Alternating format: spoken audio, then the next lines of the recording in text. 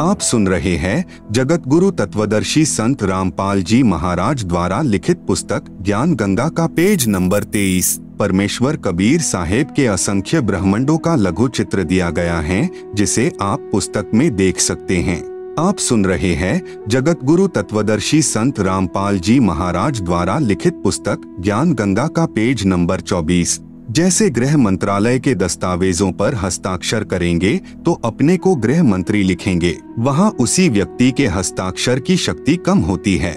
इसी प्रकार कबीर परमेश्वर यानी कबीरदेव की रोशनी में अंतर भिन्न भिन्न लोकों में होता जाता है। ठीक इसी प्रकार पूर्ण परमात्मा कबीरदेव यानी कबीर परमेश्वर ने नीचे के 3 और लोकों यानी अगम लोक, अलख लोक, सतलोक की रचना शब्द यानी वचन से की।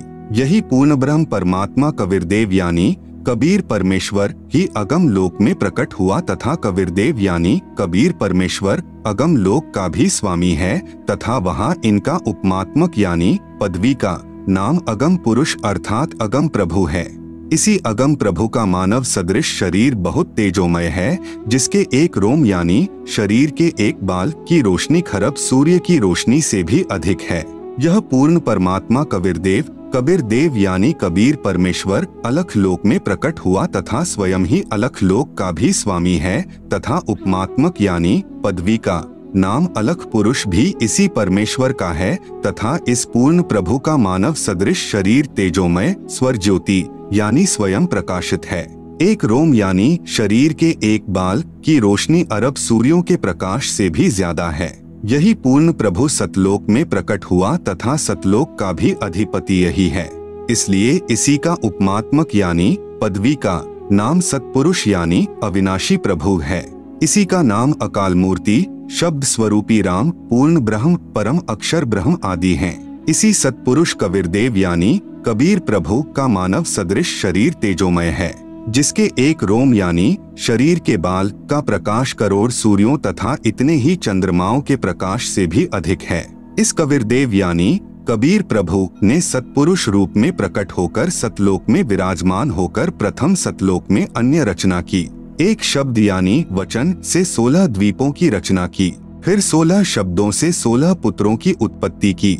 एक मानसरोवर की रचना की जिसमें अमृत भरा। 16 पुत्रों के नाम हैं नंबर 1 कूर्म, नंबर 2 ज्ञानी, नंबर 3 विवेक, नंबर 4 तेज, नंबर 5 सहज, नंबर 6 संतोष, नंबर 7 सुरती, नंबर 8 आनंद, नंबर 9 क्षमा, नंबर 10 निष्काम, नंबर 11 जलरंगी, नंबर 12 अचिंत, नंबर 13 प्रेम, नंबर 14 दयाल, नंबर 15 धैर्य, नंबर 16 योग संतायन अर्थात योगजीत। सतपुरुष कबीरदेव ने अपने पुत्र अचिंत को सत्यलोक की अन्य रचना का भार सौंपा तथा शक्ति प्रदान की। अचिंत ने अक्षर पुरुष यानी परब्रह्म की शब्द से उत्पत्ति की तथा कहा कि मेरी मदद करना।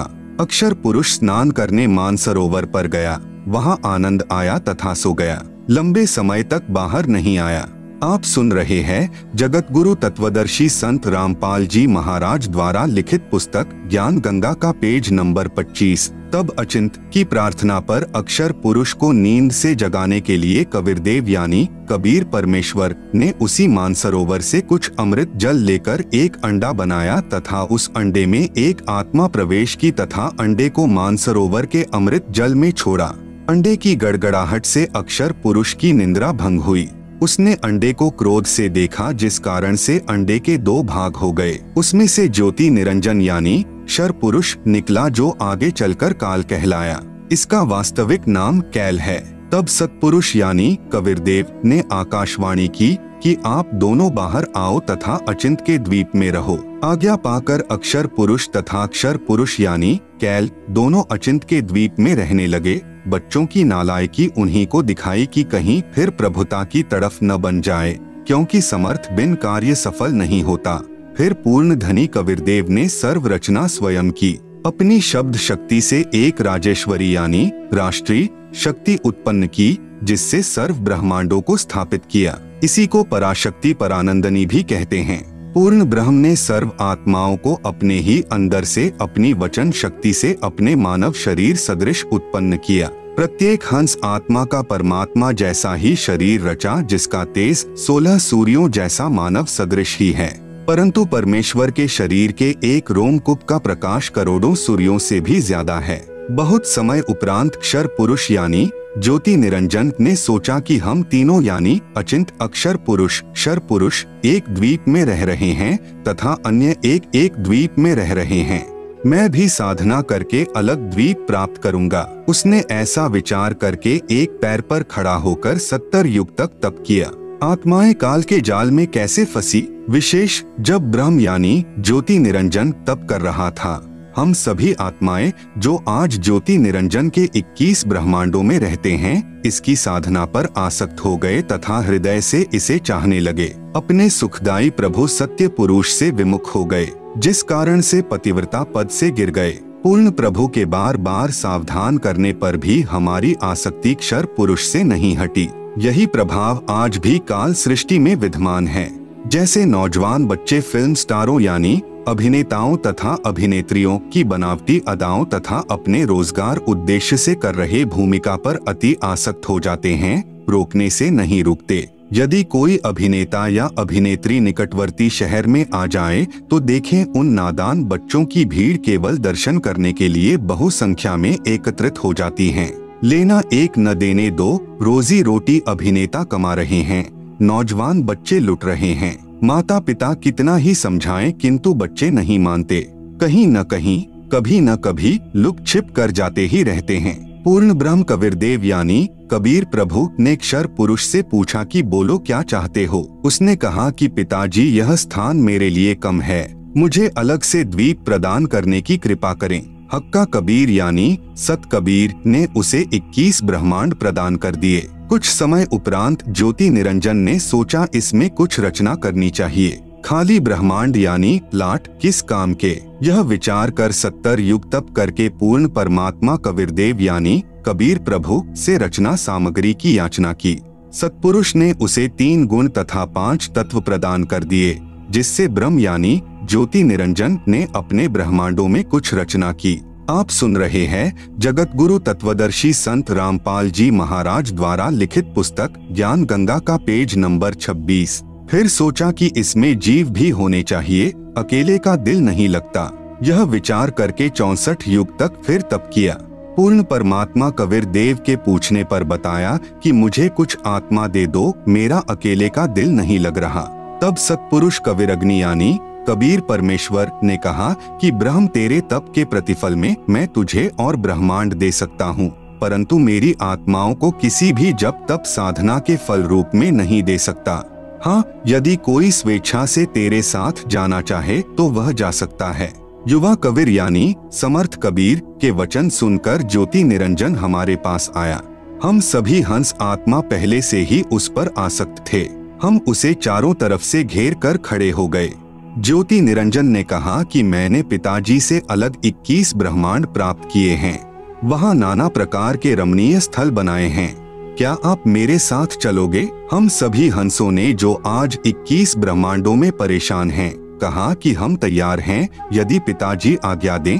तब क्षर पुरुष पूर्ण ब्रह्म महान कबीर यानी समर्थ कबीर प्रभु के पास गया तथा सर्व वार्ता कही। तब कबीर अग्नि यानी कबीर परमेश्वर ने कहा कि मेरे सामने स्वीकृति देने वाले को आज्ञा दूंगा। क्षर पुरुष तथा परम अक्षर पुरुष यानी कबीर मितौजा यानी कबीर अमित औजा यानी जिसकी शक्ति का कोई वार नहीं, वह कबीर, दोनों हम सभी हंसात्माओं के पास आए। सत कबीर देव ने कहा कि जो हंस आत्मा ब्रह्म के साथ जाना चाहता है, हाथ ऊपर करके स्वीकृति दे। अपने पिता के सामने किसी की हिम्मत नहीं हुई, किसी ने स्वीकृति नहीं दी। बहुत समय तक सन्नाटा छाया रहा। तत्पश्चात एक हंस आत्मा ने साहस किया तथा कहा कि पिताजी, मैं जाना चाहता हूँ। फिर तो उसकी देखा देखी जो आज काल यानी ब्रह्म के 21 ब्रह्मांडों में फंसी हैं, हम सभी आत्माओं ने स्वीकृति दे दी। परमेश्वर कबीर जी ने ज्योति निरंजन से कहा कि आप अपने स्थान पर जाओ। जिन्होंने तेरे साथ जाने की स्वीकृति दी है, मैं उन सर्वहंस आत्माओं को आपके पास भेज दूंगा। ज्योति निरंजन अपने 21 ब्रह्मांडों में चला गया। उस समय तक यह 21 ब्रह्मांड सतलोक में ही थे। तत्पश्चात पूर्ण ब्रह्म ने सर्वप्रथम स्वीकृति देने वाले हंस को लड़की का रूप दिया, परंतु स्त्री इंद्री नहीं रची तथा सर्व आत्माओं को जिन्होंने ज्योति निरंजन यानी ब्रह्म के साथ जाने की सहमति दी थी, उस लड़की के शरीर में प्रवेश कर दिया तथा उसका नाम आष्ट्रा यानी आदि माया प्रकृति देवी दुर्गा पड़ा तथा सत्य पुरुष ने कहा कि पुत्री मैंने तेरे को शब्द शक्ति प्रदान कर दी है, जितने जीव ब्रह्म कहे आप उत्पन्न कर देना। पूर्ण ब्रह्म कबीरदेव यानी कबीर साहेब अपने पुत्र सहज दास के द्वारा प्रकृति को क्षर पुरुष के पास भिजवा दिया। सहज दास जी ने ज्योति निरंजन को बताया कि पिताजी ने इस बहन के शरीर में उन सर्व आत्माओं को प्रवेश कर दिया है जिन्होंने आपके साथ जाने की सहमति व्यक्त की थी तथा इसको पिताजी ने वचन शक्ति प्रदान की है। आप जितने जीव चाहोगे प्रकृति अपने शब्द से उत्पन्न कर देगी। यह कहकर सहजदास वापस अपने द्वीप में आ गया। युवा होने के कारण लड़की का रंगरूप निखरा हुआ था। ब्रह्म के अंदर विषय वासना उत्पन्न हो गई तथा प्रकृति देवी के साथ अभद्र गति विधि प्रारंभ की। आप सुन रहे हैं जगत गुरु तत्वदर्शी संत रामपाल जी महाराज द्वारा लिखित पुस्तक ज्ञान गंगा का पेज नंबर 27। तब दुर्गा ने कहा कि ज्योति निरंजन मेरे पास पिताजी की प्रदान की हुई शब्द शक्ति है। आप जितने प्राणी कहोगे मैं वचन से उत्पन्न कर दूंगी। आप मैथुन परंपरा शुरू मत करो। आप भी उसी पिता के शब्द से अंडे से उत्पन्न हुए हो तथा मैं भी उसी परमपिता के वचन से ही बाद में उत्पन्न हुई हूँ।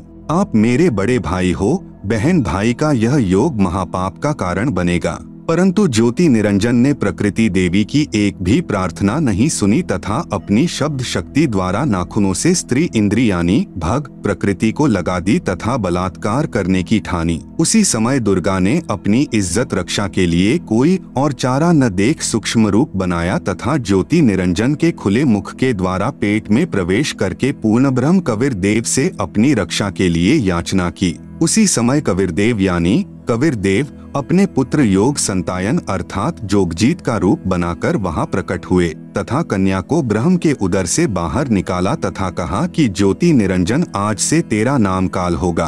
तेरे जन्म मृत्यु होते रहेंगे, इसीलिए तेरा नाम क्षर पुरुष होगा तथा 1 लाख मानव शरीरधारी प्राणियों को प्रतिदिन खाया करेगा व 1.25 लाख उत्पन्न किया करेगा। आप दोनों को 21 ब्रह्मांड सहित निष्कासित किया जाता है। इतना कहते ही 21 ब्रह्मांड विमान की तरह चल पड़े। सहज दास के द्वीप के पास से होते हुए सतलोक से 16 शंख कोस यानी 1 कोस लगभग 3 किलोमीटर का होता है की दूरी पर आकर रुक गए। विशेष विवरण अब तक 3 शक्तियों का विवरण आया है।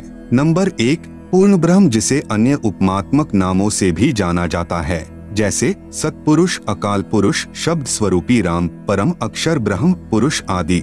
यह पूर्ण ब्रह्म असंख्य ब्रह्मांडों का स्वामी है तथा वास्तव में अविनाशी है। नंबर 2 परब्रह्म जिसे अक्षर पुरुष भी कहा जाता है, यह वास्तव में अविनाशी नहीं है। यह 7 शंख ब्रह्मांडों का स्वामी है। नंबर 3 ब्रह्म जिसे ज्योति निरंजन काल कैल शर पुरुष तथा धर्मराय आदि नामों से जाना जाता है जो केवल 21 ब्रह्मांड का स्वामी है। अब आगे इसी ब्रह्म यानी काल की सृष्टि के एक ब्रह्मांड का परिचय दिया जाएगा जिसमें 3 और नाम आपके पढ़ने में आएंगे, ब्रह्मा विष्णु तथा शिव। जगत गुरु तत्वदर्शी संत रामपाल जी महाराज द्वारा लिखित पुस्तक ज्ञान गंगा का पेज नंबर 28 पर एक ब्रह्मांड का लघु चित्र दिया गया है जिसे आप पुस्तक में देख सकते हैं। आप सुन रहे हैं जगत गुरु तत्वदर्शी संत रामपाल जी महाराज द्वारा लिखित पुस्तक ज्ञान गंगा का पेज नंबर 29। ब्रह्म तथा ब्रह्मा में भेद। एक ब्रह्मांड में बने सर्वोपरि स्थान पर ब्रह्म यानी क्षर पुरुष स्वयं 3 गुप्त स्थानों की रचना करके ब्रह्मा विष्णु तथा शिव रूप में रहता है तथा अपनी पत्नी प्रकृति यानी दुर्गा के सहयोग से 3 पुत्रों की उत्पत्ति करता है। उनके नाम भी ब्रह्मा विष्णु तथा शिव ही रखता है। जो ब्रह्म का पुत्र ब्रह्मा है वह एक ब्रह्मांड में केवल 3 लोकों यानी पृथ्वी लोक स्वर्ग लोक तथा पाताल लोक में एक रजोगुण विभाग का मंत्री यानी स्वामी है। इसे त्रिलोकीय ब्रह्मा कहा है तथा ब्रह्म जो ब्रह्मलोक में ब्रह्मा रूप में रहता है उसे महाब्रह्मा व ब्रह्मलोकीय ब्रह्मा कहा है। इसी ब्रह्म यानी काल को सदाशिव महाशिव महाविष्णु भी कहा है।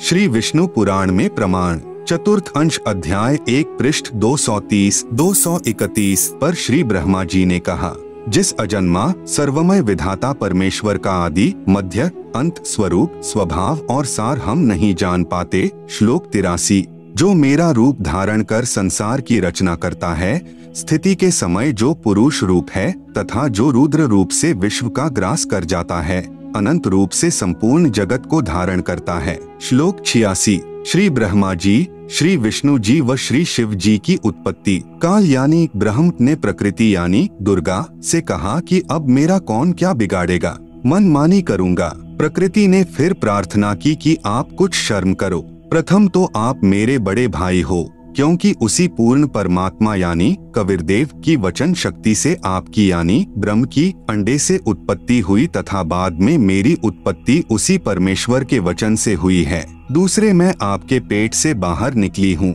मैं आपकी बेटी हुई तथा आप मेरे पिता हुए। इन पवित्र नातों में बिगाड़ करना महापाप होगा।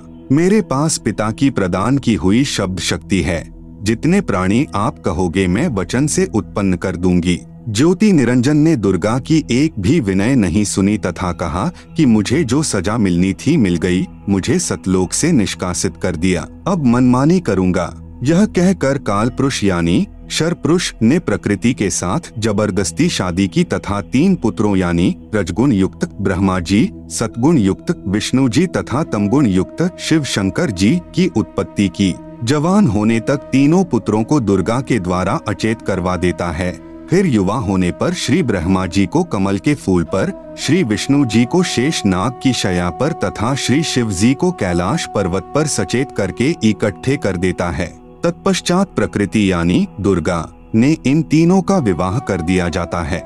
काल ब्रह्म के आदेश से प्रकृति देवी ने तीनों एक ब्रह्मांड में 3 लोकों यानी स्वर्ग लोक, पृथ्वी लोक तथा पाताल लोक में एक एक विभाग के मंत्री यानी प्रभु नियुक्त कर देता है। जैसे श्री ब्रह्मा जी को रजोगुण विभाग का तथा विष्णु जी को सत्तोगुण विभाग का तथा श्री शिव शंकर जी को तमोगुण विभाग का प्रभु बनाया तथा काल ब्रह्म स्वयं गुप्त यानी महाब्रह्मा, महाविष्णु, महाशिव रूप से मुख्य मंत्री पद को संभालता है।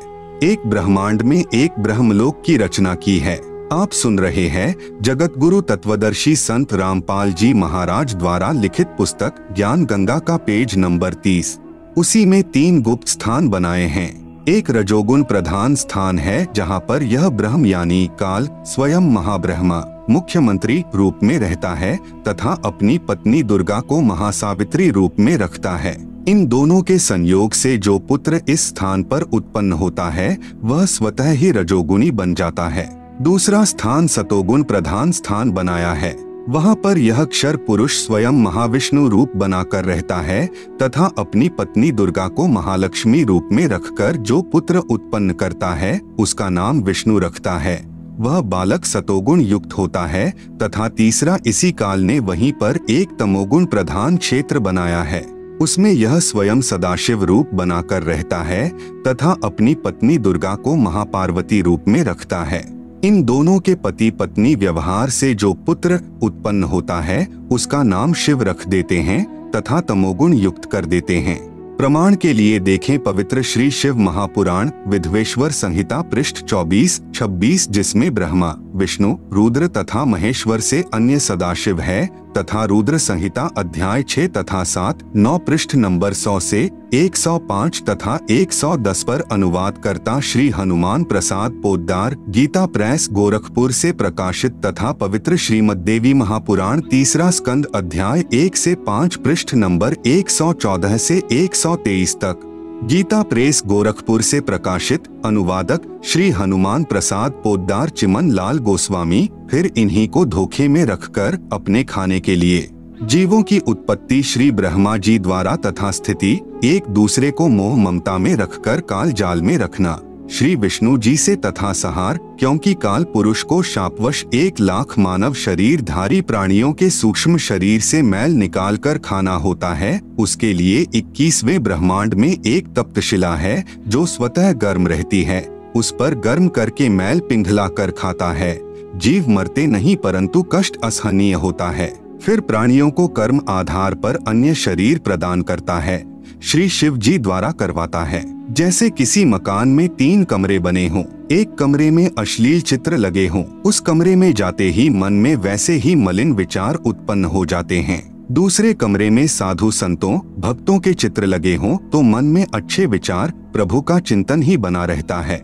तीसरे कमरे में देश भक्तों व शहीदों के चित्र लगे हों तो मन में वैसे ही जोशीले विचार उत्पन्न हो जाते हैं। ठीक इसी प्रकार ब्रह्म यानी काल ने अपनी सूझबूझ से उपरोक्त तीनों गुण प्रधान स्थानों की रचना की हुई है। तीनों गुण क्या हैं? प्रमाण सहित तीनों गुण रजगुण ब्रह्मा जी, सतगुण विष्णु जी, तमगुण शिव जी हैं। ब्रह्म यानी काल तथा प्रकृति यानी दुर्गा से उत्पन्न हुए हैं तथा तीनों नाशवान हैं। प्रमाण गीता प्रेस गोरखपुर से प्रकाशित श्री शिव महापुराण जिसके संपादक हैं श्री हनुमान प्रसाद पोद्दार, पृष्ठ संख्या 24 से 26 विधवेश्वर संहिता तथा पृष्ठ 110 अध्याय 9 रुद्र संहिता। इस प्रकार ब्रह्मा विष्णु तथा शिव तीनों देवताओं में गुण हैं, परंतु शिव यानी ब्रह्म काल गुणातीत कहा गया है। आप सुन रहे हैं जगत गुरु तत्वदर्शी संत रामपाल जी महाराज द्वारा लिखित पुस्तक ज्ञान गंगा का पेज नंबर 31। दूसरा प्रमाण गीता प्रेस गोरखपुर से प्रकाशित श्रीमद् देवी भागवत पुराण जिसके संपादक हैं श्री हनुमान प्रसाद पोद्दार चिमन लाल गोस्वामी। तीसरा स्कंद अध्याय 5 पृष्ठ 123। भगवान विष्णु ने दुर्गा की स्तुति की, कहा कि मैं यानी विष्णु ब्रह्मा तथा शंकर तुम्हारी कृपा से विद्यमान हैं। हमारा तो आविर्भाव यानी जन्म तथा तिरोभाव यानी मृत्यु होती है। हम नित्य यानी अविनाशी नहीं हैं। तुम ही नित्य हो, जगत जननी हो, प्रकृति और सनातनी देवी हो। भगवान शंकर ने कहा, यदि भगवान ब्रह्मा तथा भगवान विष्णु तुम ही से उत्पन्न हुए हैं तो उनके बाद उत्पन्न होने वाला मैं तमोगुणी लीला करने वाला शंकर क्या तुम्हारी संतान नहीं हुआ? अर्थात मुझे भी उत्पन्न करने वाली तुम ही हो। इस संसार की सृष्टि स्थिति संहार में तुम्हारे गुण सदा सर्वदा हैं। इन्हीं तीनों गुणों से उत्पन्न हम ब्रह्मा विष्णु तथा शंकर नियमानुसार कार्य में तत्पर रहते हैं। उपरोक्त यह विवरण केवल हिंदी में अनुवादित श्री देवी महापुराण से है, जिसमें कुछ तथ्यों को छुपाया गया है। इसलिए यही प्रमाण देखें श्रीमद्देवी भागवत महापुराण सभाष्टिकम संहात्यम, खेमराज श्री कृष्णदास प्रकाशन मुंबई। इसमें संस्कृत सहित हिंदी अनुवाद किया है। तीसरा स्कंद अध्याय 4 पृष्ठ 10 श्लोक 42। ब्रह्मा अहम ईश्वरः फिलते प्रभावात् सर्वे वयम जनियुता न यदा तु नित्याः के अन्ये सुराः शतमख प्रमुखाः च नित्या नित्या त्वमेव जननी प्रकृतिः पुराणा। हिंदी अनुवाद हे मात ब्रह्मा मैं तथा शिव तुम्हारे ही प्रभाव से जन्मवान हैं, नित्य नहीं हैं, अर्थात हम अविनाशी नहीं हैं। फिर अन्य इंद्रादि दूसरे देवता किस प्रकार नित्य हो सकते हैं? तुम ही अविनाशी हो, प्रकृति तथा सनातनी देवी हो। पृष्ठ 11-12 अध्याय 5 श्लोक 8। यदि दयार्ग्रमना न सदाम्बिके कथमेहम विहितः च तमोगुणः कमलजश्च रजोगुण संभवः सुविहितः किमु सत्वगुणो हर्यः। अनुवाद भगवान शंकर बोले कि मात यदि हमारे ऊपर आप दयायुक्त हो तो मुझे तमोगुण क्यों बनाया? कमल से उत्पन्न ब्रह्मा को रजोगुण किस लिए बनाया तथा विष्णु को सतगुण क्यों बनाया? अर्थात जीवों के जन्म मृत्यु रूपी दुष्कर्म में क्यों लगाया? श्लोक 12। रमे से स्वप्तिम पुरुषम सदा तव गतिम न ही वह विद्म शिवे। हिंदी अपने पति पुरुष अर्थात काल भगवान के साथ सदा भोग विलास करती रहती हो, आपकी गति कोई नहीं जानता। निष्कर्ष उपरोक्त प्रमाणों से प्रमाणित हुआ कि रजगुण ब्रह्मा, सतगुण विष्णु तथा तमगुण शिव है, ये तीनों नाशवान है। दुर्गा का पति ब्रह्म यानी काल है, यह उसके साथ भोग विलास करता है। यह भी सिद्ध हुआ कि दुर्गा तथा ब्रह्म यानी काल भी साकार हैं। ब्रह्म यानी काल की अव्यक्त रहने की प्रतिज्ञा। सूक्ष्म वेद से शेष सृष्टि रचना। तीनों पुत्रों की उत्पत्ति के पश्चात ब्रह्म ने अपनी पत्नी दुर्गा यानी प्रकृति से कहा, मैं प्रतिज्ञा करता हूँ कि भविष्य में मैं किसी को अपने वास्तविक रूप में दर्शन नहीं दूंगा। आप सुन रहे हैं जगत गुरु तत्वदर्शी संत रामपाल जी महाराज द्वारा लिखित पुस्तक ज्ञान गंगा का पेज नंबर 32। जिस कारण से मैं अव्यक्त माना जाऊंगा। दुर्गा से कहा कि आप मेरा भेद किसी को मत देना, मैं गुप्त रहूंगा। दुर्गा ने पूछा कि क्या आप अपने पुत्रों को भी दर्शन नहीं दोगे? ब्रह्म ने कहा, मैं अपने पुत्रों को तथा अन्य को किसी भी साधना से दर्शन नहीं दूंगा। यह मेरा अटल नियम रहेगा। दुर्गा ने कहा, यह तो आपका उत्तम नियम नहीं है जो आप अपनी संतान से भी छुपे रहोगे। तब काल ने कहा, दुर्गा मेरी विवशता है, मुझे 1 लाख मानव शरीरधारी प्राणियों का आहार करने का श्राप लगा है। यदि मेरे पुत्रों यानी ब्रह्मा, विष्णु, महेश को पता लग गया तो ये उत्पत्ति, स्थिति तथा संहार का कार्य नहीं करेंगे। इसलिए यह मेरा अनुत्तम नियम सदा रहेगा। जब ये तीनों कुछ बड़े हो जाएं तो इन्हें अचेत कर देना, मेरे विषय में नहीं बताना, नहीं तो मैं तुझे भी दंड दूंगा। दुर्गा इस डर के मारे वास्तविकता नहीं बताती। प्रमाण, इसीलिए गीता अध्याय 7 श्लोक 24 में कहा है कि यह बुद्धिहीन जन समुदाय मेरे अनुत्तम नियम से अपरिचित हैं कि मैं कभी भी किसी के सामने प्रकट नहीं होता, अपनी योग माया से छुपा रहता हूँ। इसलिए मुझ अव्यक्त को मनुष्य रूप में आया हुआ अर्थात कृष्ण मानते हैं। अबुद्धयः यानी बुद्धिहीन, मम यानी मेरे, अनुत्तमम यानी अनुत्तम अर्थात घटिया, अव्ययम यानी अविनाशी, परम भावम यानी विशेष भाव को, अजानन्तः यानी न जानते हुए, माम अव्यक्तम यानी मुझ अव्यक्त को, व्यक्तिम यानी मनुष्य रूप में, आपन्नम यानी आया, मन्यन्ते यानी मानते हैं अर्थात मैं कृष्ण नहीं हूँ। गीता अध्याय 7 श्लोक 24, गीता अध्याय 11 श्लोक 47 तथा 48 में कहा है कि यह मेरा वास्तविक काल रूप है। इसके दर्शन अर्थात ब्रह्म प्राप्ति न वेदों में वर्णित विधि से, न जप से, न तप से तथा न किसी क्रिया से हो सकती है। जब तीनों बच्चे युवा हो गए तब माता भवानी यानी प्रकृति अष्टंगी ने कहा कि तुम सागर मंथन करो। प्रथम बार सागर मंथन किया तो ज्योति निरंजन ने अपने श्वासों द्वारा 4 वेद उत्पन्न किए। उनको गुप्त वाणी द्वारा आज्ञा दी कि सागर में निवास करो। 4 वेद निकले, वह ब्रह्मा ने लिए। वस्तु लेकर तीनों बच्चे माता के पास आए। तब माता ने कहा कि 4 वेदों को ब्रह्मा रखे व पढ़े।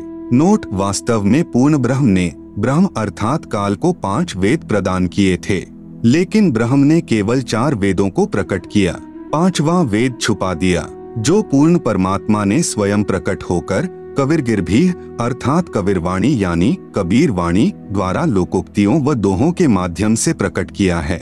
दूसरी बार सागर मंथन किया तो 3 कन्याएं मिली। माता ने तीनों को बांट दिया। प्रकृति यानी दुर्गा ने अपने ही अन्य 3 रूप यानी सावित्री, लक्ष्मी तथा पार्वती धारण किए तथा समुद्र में छुपा दी। सागर मंथन के समय बाहर आ गई। वही प्रकृति 3 रूप हुई तथा भगवान ब्रह्मा को सावित्री, भगवान विष्णु को लक्ष्मी, भगवान शंकर को पार्वती पत्नी रूप में दी। तीनों ने भोग विलास किया। सुर तथा असुर दोनों पैदा हुए। आप सुन रहे हैं जगत गुरु तत्वदर्शी संत रामपाल जी महाराज द्वारा लिखित पुस्तक ज्ञान गंगा का पेज नंबर 33। जब तीसरी बार सागर मंथन किया तो 14 रत्न ब्रह्मा को तथा अमृत विष्णु को व देवताओं को, मध यानी शराब असुरों को तथा विष परमार्थ शिव ने अपने कंठ में ठहराया। यह तो बहुत बाद की बात है।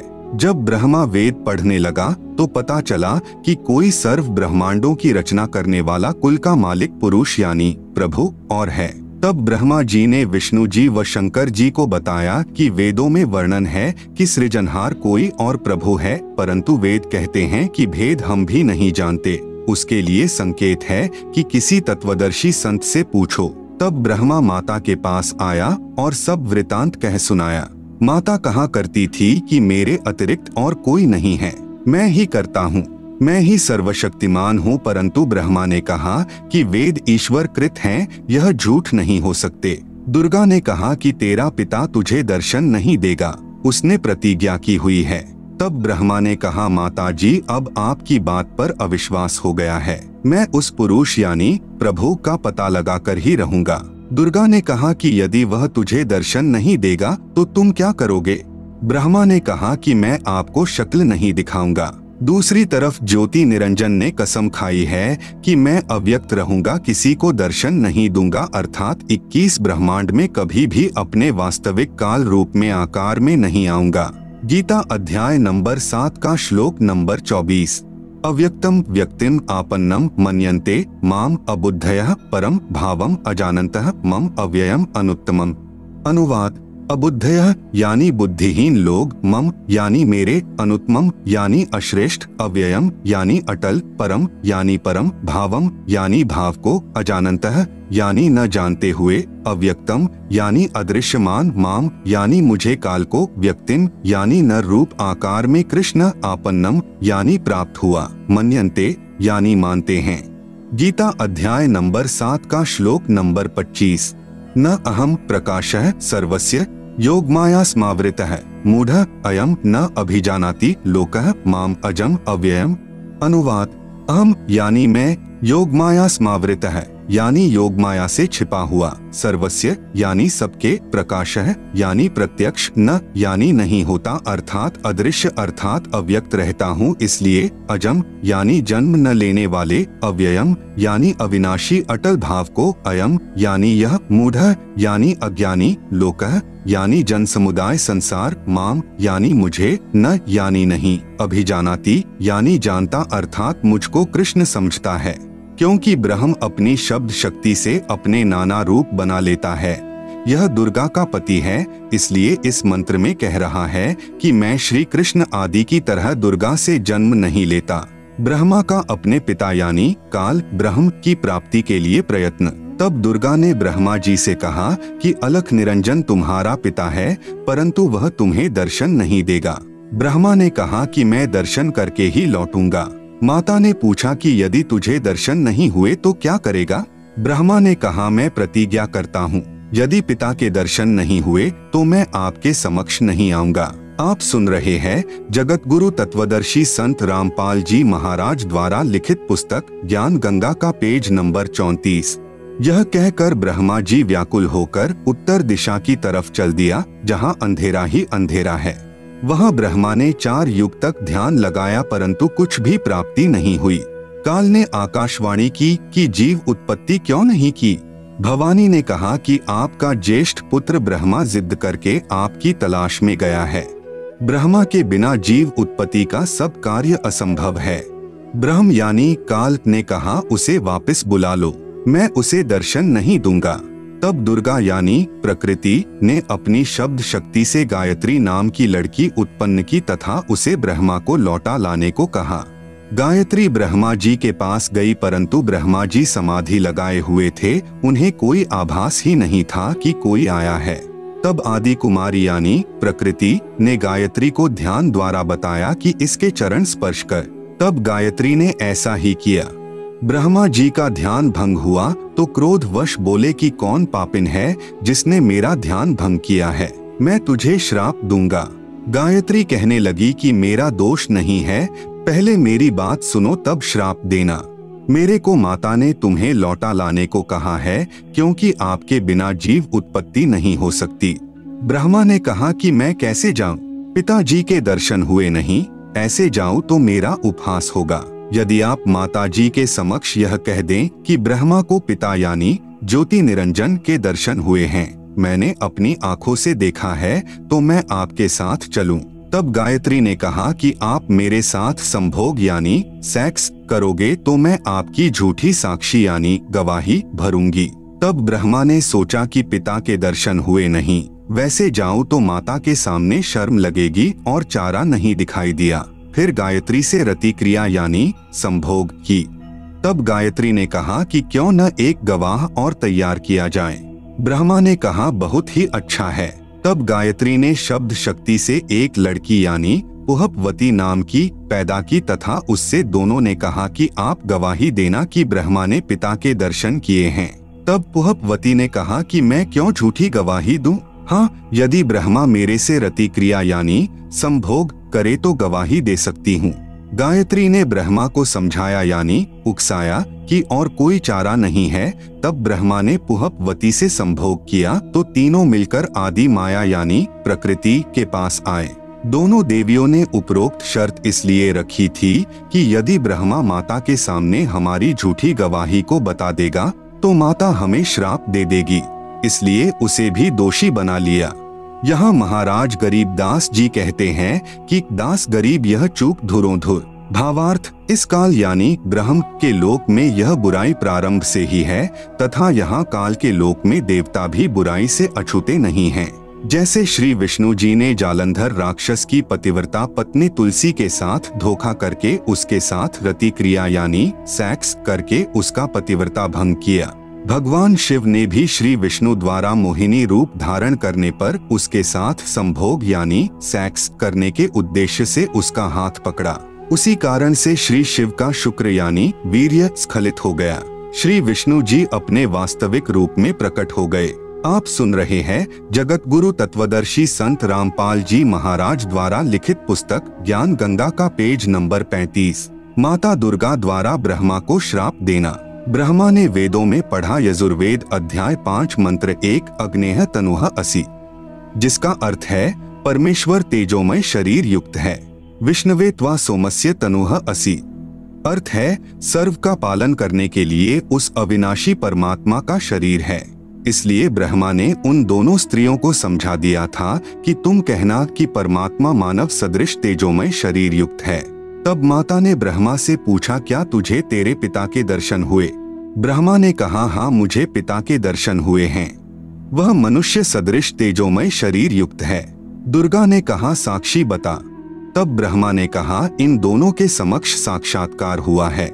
देवी ने उन दोनों लड़कियों से पूछा, क्या तुम्हारे सामने ब्रह्म का साक्षात्कार हुआ है? तब दोनों ने कहा कि हाँ, हमने अपनी आंखों से देखा है। फिर भवानी यानी प्रकृति को संशय हुआ कि मुझे तो ब्रह्म ने कहा था कि मैं किसी को दर्शन नहीं दूंगा, परंतु ये कहते हैं कि दर्शन हुए हैं। तब अष्टंगी ने ध्यान लगाया और काल ज्योति निरंजन से पूछा कि यह क्या कहानी है। ज्योति निरंजन जी ने कहा कि ये तीनों झूठ बोल रहे हैं। तब माता ने कहा, तुम झूठ बोल रहे हो।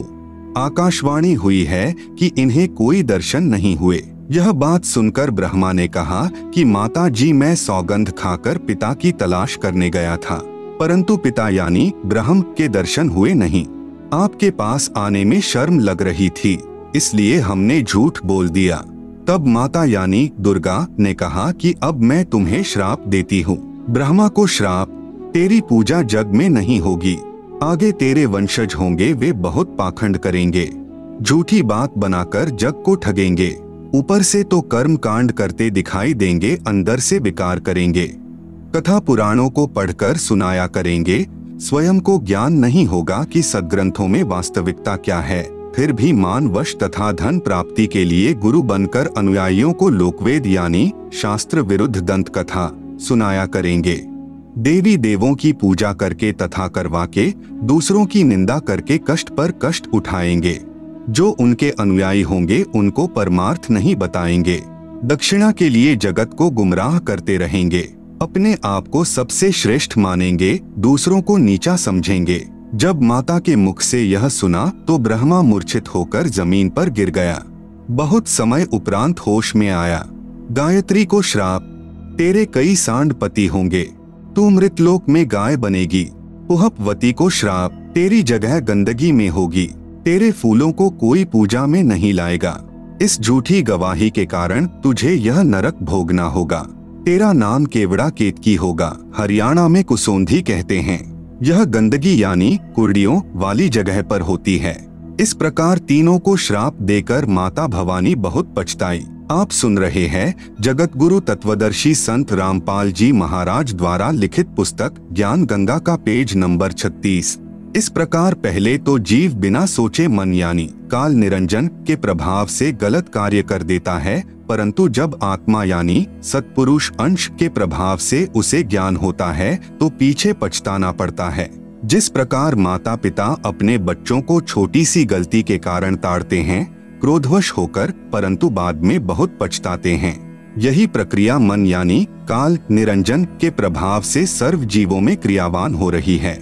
हाँ, यहाँ एक बात विशेष है कि निरंजन यानी काल ब्रह्म ने भी अपना कानून बना रखा है कि यदि कोई जीव किसी दुर्बल जीव को सताएगा तो उसे उसका बदला देना पड़ेगा। जब आदि भवानी यानी प्रकृति अष्टंगी ने ब्रह्मा गायत्री व पुहपवती को श्राप दिया तो अलख निरंजन यानी ब्रह्मकाल ने कहा कि हे भवानी यानी प्रकृति अष्टंगी, यह आपने अच्छा नहीं किया। अब मैं यानी निरंजन आपको श्राप देता हूँ कि द्वापर युग में तेरे भी 5 पति होंगे। द्रौपदी ही आदिमाया का अवतार हुई है। जब यह आकाशवाणी सुनी तो आदि माया ने कहा कि हे ज्योति निरंजन यानी काल, मैं तेरे वश पड़ी हूँ, जो चाहे सो कर ले। सृष्टि रचना में दुर्गा जी के अन्य नामों का बार बार लिखने का उद्देश्य है कि पुराणों, गीता तथा वेदों में प्रमाण देखते समय भ्रम उत्पन्न नहीं होगा। जैसे गीता अध्याय 14 श्लोक 3-4 में काल ब्रह्म ने कहा है कि प्रकृति तो गर्भ धारण करने वाली सब जीवों की माता है, मैं उसके गर्भ में बीज स्थापित करने वाला पिता हूँ। श्लोक 4 में कहा है कि प्रकृति से उत्पन्न तीनों गुण जीवात्मा को कर्मों के बंधन में बांधते हैं। इस प्रकरण में प्रकृति तो दुर्गा है तथा तीनों गुण तीनों देवता रजगुण ब्रह्मा, सतगुण विष्णु तथा तमगुण शिव के सांकेतिक नाम हैं। विष्णु का अपने पिता यानी काल ब्रह्म की प्राप्ति के लिए प्रस्थान व माता का आशीर्वाद पाना। इसके बाद विष्णु से प्रकृति ने कहा कि पुत्र तू भी अपने पिता का पता लगा ले। तब विष्णु अपने पिताजी काल यानी ब्रह्म का पता करते करते पाताल लोक में चले गए, जहाँ शेषनाग था। उसने विष्णु को अपनी सीमा में प्रविष्ट होते देखकर क्रोधित होकर जहर भरा फुंकारा मारा। उसके विष के प्रभाव से विष्णु जी का रंग सांवला हो गया, जैसे स्प्रे पेंट हो जाता है। तब विष्णु ने चाहा कि इस नाग को मजा चखाना चाहिए। तब ज्योति निरंजन यानी काल ने देखा कि अब विष्णु को शांत करना चाहिए। तब आकाशवाणी हुई कि विष्णु, अब तू अपनी माता जी के पास जा और सत्य सत्य सारा विवरण बता देना तथा जो कष्ट आपको शेषनाग से हुआ है, इसका प्रतिशोध द्वापर युग में लेना। द्वापर युग में आप यानी विष्णु तो कृष्ण अवतार धारण करोगे और कालीदह में कालिंद्री नामक नाग शेषनाग का अवतार होगा। ऊंच होई के नीच सतावे ताकर ओएल यानी बदला मोही सो पावे, जो जीव देई पीर पुनि काहू हम पुनि ओएल दिवावेता हूँ। तब विष्णु जी माता जी के पास आए तथा सत्य सत्य कह दिया कि मुझे पिता के दर्शन नहीं हुए। आप सुन रहे हैं जगत गुरु तत्वदर्शी संत रामपाल जी महाराज द्वारा लिखित पुस्तक ज्ञान गंगा का पेज नंबर 37। इस बात से माता यानी प्रकृति बहुत प्रसन्न हुई और कहा कि पुत्र तू सत्यवादी है। अब मैं अपनी शक्ति से तेरे पिता से मिलाती हूँ तथा तेरे मन का संशय खत्म करती हूँ। कबीर देख पुत्र तो ही पिता भीटाऊ, तोरे मन का धोखा मिटाऊ। मन स्वरूप करता कह जानो, मनते दूजा और न मानो। स्वर्ग पाताल दौर मन केरा, मन अस्थिर मन अह अनेरा। निरंकार मन ही को कहिए, मन की आस निश दिन रहिए। देखूं पलटी शून्य मह ज्योति, जहाँ पर झिलमिल झालर होती। इस प्रकार माता यानी अष्टंगी प्रकृति ने विष्णु से कहा कि मन ही जग का करता है, यही ज्योति निरंजन है। ध्यान में जो 1000 ज्योतियां नजर आती हैं, वही उसका रूप है। जो शंख घंटा आदि का बाजा सुना, यह महास्वर्ग में निरंजन का ही बज रहा है। तब माता यानी अष्टंगी प्रकृति ने कहा कि हे पुत्र, तुम सब देवों के सरताज हो और तेरी हर कामना व कार्य मैं पूर्ण करूंगी। तेरी पूजा सर्व जग में होगी। आपने मुझे सच सच बताया है। काल के 21 ब्रह्मांडों के प्राणियों की विशेष आदत है कि अपनी व्यर्थ महिमा बनाता है। जैसे दुर्गा जी श्री विष्णु जी को कह रही है कि तेरी पूजा जग में होगी, मैंने तुझे तेरे पिता के दर्शन करा दिए। दुर्गा ने केवल प्रकाश दिखाकर श्री विष्णु जी को बहका दिया। श्री विष्णु जी भी प्रभु की यही स्थिति अपने अनुयायियों को समझाने लगे कि परमात्मा का केवल प्रकाश दिखाई देता है, परमात्मा निराकार है। इसके बाद आदि भवानी रुद्र यानी महेश जी के पास गई तथा कहा कि महेश तू भी कर ले अपने पिता की खोज। तेरे दोनों भाइयों को तो तुम्हारे पिता के दर्शन नहीं हुए, उनको जो देना था वह प्रदान कर दिया है, अब आप मांगो जो मांगना है। तब महेश ने कहा कि हे जननी, मेरे दोनों बड़े भाइयों को पिता के दर्शन नहीं हुए, फिर प्रयत्न करना व्यर्थ है। कृपा मुझे ऐसा वर दो कि मैं अमर यानी मृत्युंजय हो जाऊं। तब माता ने कहा कि यह मैं नहीं कर सकती, हाँ युक्ति बता सकती हूँ जिससे तेरी आयु सबसे लंबी बनी रहेगी। विधि योग समाधि है, इसलिए महादेव जी ज्यादातर समाधि में ही रहते हैं। इस प्रकार माता यानी अष्टंगी प्रकृति ने तीनों पुत्रों को विभाग बांट दिए। भगवान ब्रह्मा जी को काल लोक में 184 के चोले यानी शरीर रचने यानी बनाने का अर्थात रजोगुण प्रभावित करके संतान उत्पत्ति के लिए विवश करके जीव उत्पत्ति कराने का विभाग प्रदान किया। भगवान विष्णु जी को इन जीवों के पालन पोषण कर्मानुसार करने तथा मोह ममता उत्पन्न करके स्थिति बनाए रखने का विभाग दिया। भगवान शिव शंकर यानी महादेव को संहार करने का विभाग प्रदान किया, क्योंकि इनके पिता निरंजन को 1 लाख मानव शरीरधारी जीव प्रतिदिन खाने पड़ते हैं। यहाँ पर मन में एक प्रश्न उत्पन्न होगा कि ब्रह्मा, विष्णु तथा शंकर जी से उत्पत्ति, स्थिति और संहार कैसे होता है? ये तीनों अपने अपने लोक में रहते हैं। जैसे आजकल संचार प्रणाली को चलाने के लिए उपग्रहों को ऊपर आसमान में छोड़ा जाता है। आप सुन रहे हैं जगत गुरु तत्वदर्शी संत रामपाल जी महाराज द्वारा लिखित पुस्तक ज्ञान गंगा का पेज नंबर 38, और वे नीचे पृथ्वी पर संचार प्रणाली को चलाते हैं। ठीक इसी प्रकार ये तीनों देव जहाँ भी रहते हैं, इनके शरीर से निकलने वाले सूक्ष्म गुण की तरंगे तीनों लोकों में अपने आप हर प्राणी पर प्रभाव बनाए रहती है। उपरोक्त विवरण एक ब्रह्मांड में ब्रह्म यानी काल की रचना का है। ऐसे क्षर पुरुष यानी काल के 21 ब्रह्मांड हैं, परंतु क्षर पुरुष यानी काल स्वयं व्यक्त अर्थात वास्तविक शरीर रूप में सबके सामने नहीं आता। उसी को प्राप्त करने के लिए तीनों देवों यानी ब्रह्मा जी, विष्णु जी, शिव जी को वेदों में वर्णित विधि अनुसार भरसक साधना करने पर भी ब्रह्म यानी काल के दर्शन नहीं हुए। बाद में ऋषियों ने वेदों को पढ़ा।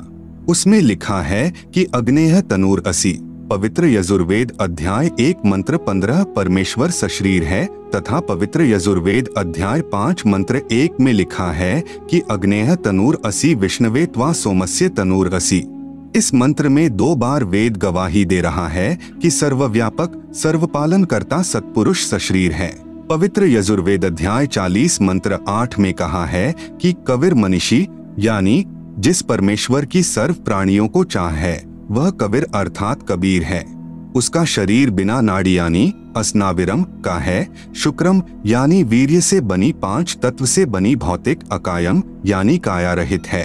वह सर्व का मालिक सर्वोपरि सत्यलोक में विराजमान है। उस परमेश्वर का तेजपुंज का स्वर ज्योति यानी स्वयं प्रकाशित शरीर है, जो शब्द रूप अर्थात अविनाशी है। वही कबीरदेव यानी कबीर परमेश्वर है, जो सर्व ब्रह्मांडों की रचना करने वाला विधाता यानी सर्व ब्रह्मांडों का रचनहार, स्वयंभूः यानी स्वयं प्रकट होने वाला, यथा तथ्य अर्थान यानी वास्तव में, शाश्वत यानी अविनाशी है। गीता अध्याय 15 श्लोक 17 में भी प्रमाण है। भावार्थ है कि पूर्ण ब्रह्म का शरीर का नाम कबीर यानी कबीरदेव है। उस परमेश्वर का शरीर नूर तत्व से बना है। परमात्मा का शरीर अति सूक्ष्म है, जो उस साधक को दिखाई देता है जिसकी दिव्य दृष्टि खुल चुकी है। इस प्रकार जीव का भी सूक्ष्म शरीर है, जिसके ऊपर 5 तत्व का खोल यानी कवर अर्थात 5 तत्व की काया चढ़ी होती है, जो माता पिता के संयोग से शुक्रम यानी वीर्य से बनी है। शरीर त्यागने के पश्चात भी जीव का सूक्ष्म शरीर साथ रहता है। वह शरीर उसी साधक को दिखाई देता है जिसकी दिव्य दृष्टि खुल चुकी है। इस प्रकार परमात्मा व जीव की स्थिति को समझें। वेदों में ओम नाम के स्मरण का प्रमाण है, जो केवल ब्रह्म साधना है। इस उद्देश्य से ओम नाम के जाप को पूर्ण ब्रह्म का मानकर ऋषियों ने भी हजारों वर्ष हठ योग करके यानी समाधि लगाकर प्रभु प्राप्ति की चेष्टा की, परंतु प्रभु दर्शन नहीं हुए। सिद्धियां प्राप्त हो गई।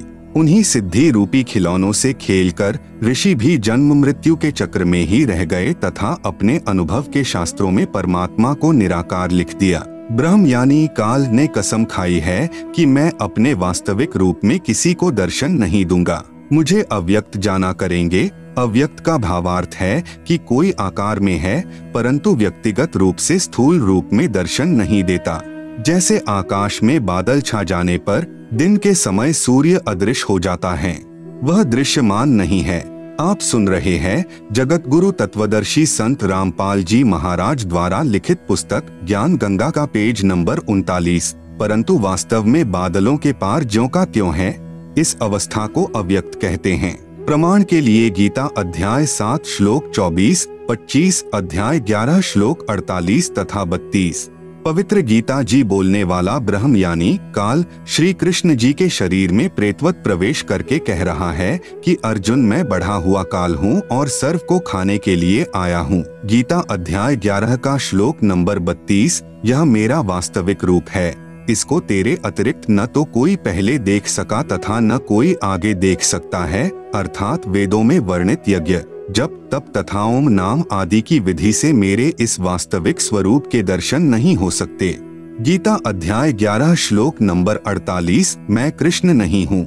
ये मूर्ख लोग कृष्ण रूप में मुझ अव्यक्त को व्यक्त यानी मनुष्य रूप मान रहे हैं, क्योंकि ये मेरे घटिया नियम से अपरिचित हैं कि मैं कभी वास्तविक इस काल रूप में सबके सामने नहीं आता, अपनी योग माया से छुपा रहता हूँ। गीता अध्याय 7 श्लोक नंबर 24-25। विचार करें, अपने छुपे रहने वाले विधान को स्वयं अश्रेष्ठ यानी अनुत्तम क्यों कह रहे हैं? यदि पिता अपनी संतान को भी दर्शन नहीं देता तो उसमें कोई त्रुटि है जिस कारण से छुपा है तथा सुविधाएं भी प्रदान कर रहा है। काल यानी ब्रह्म को श्रापवश 1,00,000 मानव शरीरधारी प्राणियों का आहार करना पड़ता है तथा 25% प्रतिदिन जो ज्यादा उत्पन्न होते हैं उन्हें ठिकाने लगाने के लिए तथा कर्म भोग का दंड देने के लिए 84 लाख योनियों की रचना की हुई है। यदि सबके सामने बैठकर किसी की पुत्री, किसी की पत्नी, किसी के पुत्र माता पिता को खाएगा तो सर्व को ब्रह्म से घृणा हो जाए तथा जब भी कभी पूर्ण परमात्मा कविरग्नि यानी कबीर परमेश्वर स्वयं आए या अपना कोई संदेशवाहक यानी दूत भेजे तो सर्व प्राणी सत्य भक्ति करके काल के जाल से निकल जाएं। इसलिए धोखा देकर रखता है तथा पवित्र गीता अध्याय 7 श्लोक 18, 24, 25 में अपनी साधना से होने वाली मुक्ति यानी गति को भी अनुत्तमाम यानी अति अश्रेष्ठ कहा है तथा अपने विधान यानी नियम को भी अनुत्तम यानी अश्रेष्ठ कहा है। प्रत्येक ब्रह्मांड में बने ब्रह्मलोक में एक महास्वर्ग बनाया है। महास्वर्ग में एक स्थान पर नकली सतलोक, नकली अलख लोक, नकली अगम लोक तथा नकली अनामी लोक की रचना प्राणियों को धोखा देने के लिए प्रकृति यानी दुर्गा आदि माया द्वारा करवा रखी है। कबीर साहेब का एक शब्द है, कर नैनो दीदार महल में प्यारा है, में वाणी है कि काया भेद किया निर्वारा, यह सब रचना पिंड मंझारा है। माया अविगत जाल पसारा, सो कारीगर भारा है। आदि माया किन्ही चतुराई, झूठी बाजी पिंड दिखाई, अविगत रचना रची अंड माही वाका प्रतिबिंब डारा है। एक ब्रह्मांड में अन्य लोकों की भी रचना है, जैसे श्री ब्रह्मा जी का लोक, श्री विष्णु जी का लोक, श्री शिव जी का लोक, जहाँ पर बैठकर तीनों प्रभु नीचे के 3 लोकों यानी स्वर्गलोक अर्थात इंद्र का लोक, पृथ्वी लोक तथा पाताल लोक पर एक एक विभाग के मालिक बनकर प्रभुता करते हैं। जगत गुरु तत्वदर्शी संत रामपाल जी महाराज द्वारा लिखित पुस्तक ज्ञान गंगा का पेज नंबर 40 पर ब्रह्मलोक का लघु चित्र तथा पेज नंबर 41 पर ज्योति निरंजन यानी काल ब्रह्म के लोक यानी 21 ब्रह्मांड का लघु चित्र दिया गया है, जिसे आप पुस्तक में देख सकते हैं। आप सुन रहे हैं जगत गुरु तत्वदर्शी संत रामपाल जी महाराज द्वारा लिखित पुस्तक ज्ञान गंगा का पेज नंबर 42 तथा अपने पिता काल के खाने के लिए प्राणियों की उत्पत्ति, स्थिति तथा संहार का कार्यभार संभालते हैं। तीनों प्रभुओं की भी जन्म व मृत्यु होती है, तब काल इन्हें भी खाता है। इसी ब्रह्मांड, इसे अंड भी कहते हैं क्योंकि ब्रह्मांड की बनावट अंडाकार है। इसे पिंड भी कहते हैं क्योंकि शरीर यानी पिंड में एक ब्रह्मांड की रचना कमलों में टीवी की तरह देखी जाती है। में एक मानसरोवर तथा धर्मराय यानी न्यायाधीश का भी लोक है तथा एक गुप्त स्थान पर पूर्ण परमात्मा अन्य रूप धारण करके रहता है, जैसे प्रत्येक देश का राजदूत भवन होता है। वहाँ पर कोई नहीं जा सकता। वहाँ पर वे आत्माएं रहती हैं जिनकी सत्यलोक की भक्ति अधूरी रहती है। जब भक्ति युग आता है तो उस समय परमेश्वर कबीर जी अपना प्रतिनिधि पूर्ण संत सतगुरु भेजते हैं। इन पुण्य आत्माओं को पृथ्वी पर उस समय मानव शरीर प्राप्त होता है तथा ये शीघ्र ही सत भक्ति पर लग जाते हैं तथा सतगुरु से दीक्षा प्राप्त करके पूर्ण मोक्ष प्राप्त कर जाते हैं। उस स्थान पर रहने वाले हंस आत्माओं की निजी भक्ति कमाई खर्च नहीं होती। परमात्मा के भंडार से सर्व सुविधाएं उपलब्ध होती हैं। ब्रह्म यानी काल के उपासकों की भक्ति कमाई स्वर्ग महास्वर्ग में समाप्त हो जाती है, क्योंकि इस काल लोक यानी ब्रह्म लोक तथा परब्रह्म लोक में प्राणियों को अपना किया कर्मफल ही मिलता है। क्षर पुरुष यानी ब्रह्म ने अपने 20 ब्रह्मांडों को 4 महाब्रह्मांडों में विभाजित किया है। एक महाब्रह्मांड में 5 ब्रह्मांडों का समूह बनाया है तथा चारों ओर से अंडाकार गोलाई यानी परिधि में रोका है तथा चारों महाब्रह्मांडों को भी फिर अंडाकार गोलाई यानी परिधि में रोका है। 21वें ब्रह्मांड की रचना एक महाब्रह्मांड जितना स्थान लेकर की है। 21वें ब्रह्मांड में प्रवेश होते ही 3 रास्ते बनाए हैं। 21वें ब्रह्मांड में भी बाईं तरफ नकली सतलोक, नकली अलख लोक, नकली अगम लोक, नकली अनामी लोक की रचना प्राणियों को धोखे में रखने के लिए आदि माया यानी दुर्गा से करवाई है तथा दाईं तरफ 12 सर्वश्रेष्ठ ब्रह्म साधकों यानी भक्तों को रखता है। फिर प्रत्येक युग में उन्हें अपने संदेश वाहक यानी संत सतगुरु बनाकर पृथ्वी पर भेजता है, जो शास्त्र विधि रहित साधना व ज्ञान बताते हैं तथा स्वयं भी भक्तिहीन हो जाते हैं तथा अनुयायियों को भी काल जाल में फंसा जाते हैं। फिर वे गुरुजी तथा अनुयायी दोनों ही नरक में जाते हैं। फिर सामने एक ताला लगा रखा है, वह रास्ता काल यानी ब्रह्म के निज लोक में जाता है, जहाँ पर यह ब्रह्म यानी काल अपने वास्तविक मानव सदृश काल रूप में रहता है। इसी स्थान पर एक पत्थर की टुकड़ी तवे के आकार की यानी चपाती पकाने की लोहे की गोल प्लेट सी होती है, स्वतः गर्म रहती है, जिस पर 1 लाख मानव शरीरधारी प्राणियों के सूक्ष्म शरीर को भूनकर उनमें से गंदगी निकालकर खाता है। उस समय सर्व प्राणी बहुत पीड़ा अनुभव करते हैं तथा हाहाकार मच जाती है। फिर कुछ समय उपरांत वे बेहोश हो जाते हैं। जीव मरता नहीं। फिर धर्मराय के लोक में जाकर कर्माधार से अन्य जन्म प्राप्त करते हैं तथा जन्म मृत्यु का चक्कर बना रहता है। आप सुन रहे हैं जगत गुरु तत्वदर्शी संत रामपाल जी महाराज द्वारा लिखित पुस्तक ज्ञान गंगा का पेज नंबर 43। उपरोक्त सामने लगा ताला ब्रह्म यानी काल केवल अपने आहार वाले प्राणियों के लिए कुछ क्षण के लिए खोलता है। पूर्ण परमात्मा के सत्य नाम व सार नाम से यह ताला स्वयं खुल जाता है। ऐसे काल का जाल पूर्ण परमात्मा कबीरदेव यानी कबीर साहेब ने स्वयं ही अपने निजी भक्त धर्मदास जी को समझाया। परब्रह्म के साथ संख ब्रह्मांडों की स्थापना कबीर परमेश्वर यानी कबीरदेव ने आगे बताया है कि परब्रह्म यानी अक्षर पुरुष ने अपने कार्य में गफलत की, क्योंकि यह मानसरोवर में सो गया तथा जब परमेश्वर यानी मैंने अर्थात कबीर साहेब ने उस सरोवर में अंडा छोड़ा तो अक्षर पुरुष यानी परब्रह्म ने उसे क्रोध से देखा। इन दोनों अपराधों के कारण 7 संख ब्रह्मांडों सहित सतलोक से बाहर कर दिया।